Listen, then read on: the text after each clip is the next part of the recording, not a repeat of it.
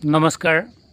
বৰ দুৰ্ভাগ্যজনক কথা এইটো যে বৰ্তমান অৱস্থাত প্ৰতিটো পৰিয়ালত এই প্ৰজন্মৰ নিৰাশা আৰম্ভ হৈছে, ডিপ্ৰেশ্যন আৰম্ভ হৈছে। কি কৰা যাব, কিয় এনেকুৱা হৈছে?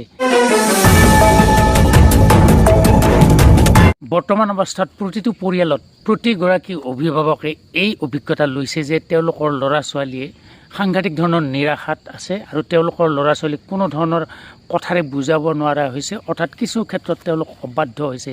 যদিও তেওঁলোকে শিক্ষা দীক্ষা লৈ আছে, বিভিন্ন শিক্ষানুষ্ঠানত বিভিন্ন কামত ব্যস্ত হৈ আছে।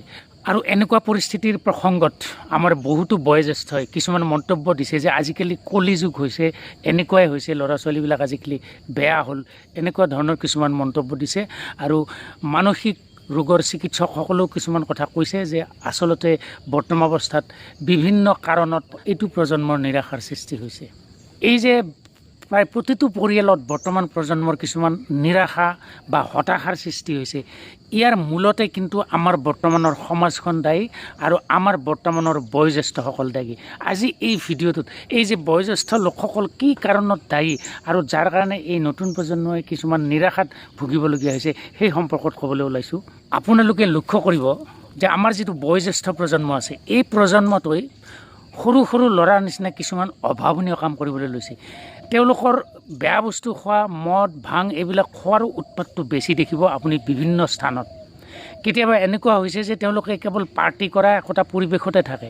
তাৰ পাছত অফিচ কাছাৰীত মানুহবোৰক দেখিব যে এই বয়োজ্যেষ্ঠ প্ৰজন্মটোৱে কেৱল ধন টকা পইচাৰ বাহিৰে তেওঁলোকে একোৱেই চিন্তা নকৰে।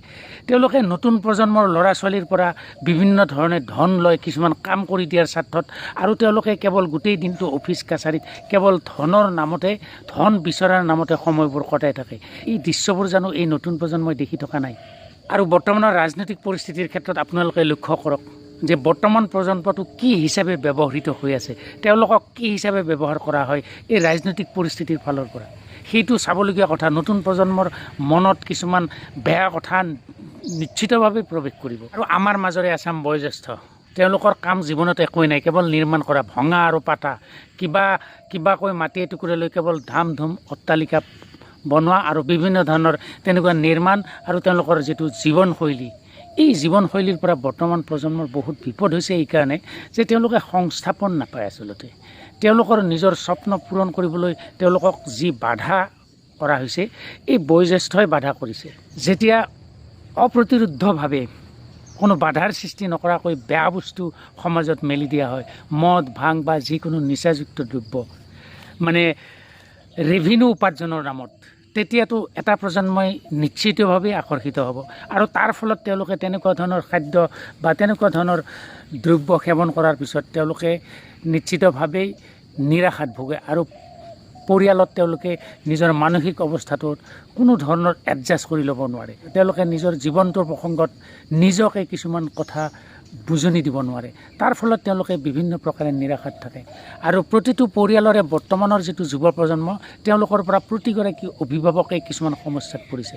কিন্তু এতিয়া এই সমস্যাবিলাকৰ পৰা সমাধান পাবৰ কাৰণেতো বহুত ডাঙৰ কথাই আছে, কিন্তু এনেকুৱা পৰিস্থিতিৰ পৰা আচলতে আমি কেনেকৈ সমাধান পাম, এইটো বহুত গৱেষণাৰ কথা। মনোবিজ্ঞানীসকলে বা যিসকল মানসিক ৰোগৰ চিকিৎসক আছে, তেওঁলোকে বিভিন্ন ধৰণৰ ঔষধ পাতি দি পেলাই তেওঁলোকে কথাটো নিয়ন্ত্ৰণ কৰিবলৈ চেষ্টা কৰিছে, কিন্তু আমি ভাবিছোঁ যে এই কথাটো কেতিয়াও হ'ব নোৱাৰে। আমাৰ যিটো জীৱনশৈলী, মানে সমাধান হিচাপে ক'ব খুজিছোঁ, আমাৰ বয়োজ্যেষ্ঠসকলৰ যিটো জীৱনশৈলী, এই জীৱনশৈলীটোৰ পৰিৱৰ্তন কৰিব লাগিব বয়োজ্যেষ্ঠসকলে নিজে নিজে। মানে বয়োজ্যেষ্ঠসকলে কনিষ্ঠ প্ৰজন্মক দেখুৱাই কিছুমান অতি বেয়া বেয়া কাম কৰি, কিছুমান অতি বেয়া বেয়া মানসিকতা প্ৰচাৰ কৰি তেওঁলোকৰ কৰ্মৰ মাজেদি, তেওঁলোকৰ চিন্তা চৰ্চাৰ মাজেদি এইবোৰ এৰিব লাগিব। প্ৰতিটো পৰিয়ালত অভিভাৱকে কি ধৰণে থাকিব লাগিব, কনিষ্ঠ প্ৰজন্মৰ ক্ষেত্ৰত তেওঁলোকে কি ধৰণৰ আচৰণত থাকিব লাগিব, কি ধৰণৰ কথা বতৰা ক'ব লাগিব পৰিয়ালত বিশেষকৈ, এই গোটেই কথাবোৰ নিৰ্ভৰ কৰিব বয়োজ্যেষ্ঠৰ ওপৰত। আপুনি আজি চাব, যিটো পৰিয়ালত কনিষ্ঠ প্ৰজন্মই সাধাৰণতে নিৰাশাত ভুগি আছে, সেই পৰিয়ালটোৰ বয়োজ্যেষ্ঠসকলে কি ধৰণে জীৱনটো কটাইছে, কেনেকৈ তেওঁলোকৰ চলন ফুৰণ কেনেকৈ আছে, তেওঁলোকে কেনেকুৱা কথা কয়, সামাজিকভাৱে তেওঁলোকৰ সম্বন্ধ কেনেকুৱা, এই গোটেই কথাবোৰ বা তেওঁলোকে কৰা কামবোৰ কেনেকুৱা, এই গোটেই কথাবোৰ যদি আমি আচলতে অধ্যয়ন কৰি চাওঁ, দেখা পাম যে বয়োজ্যেষ্ঠসকল বহু ক্ষেত্ৰত দুখী।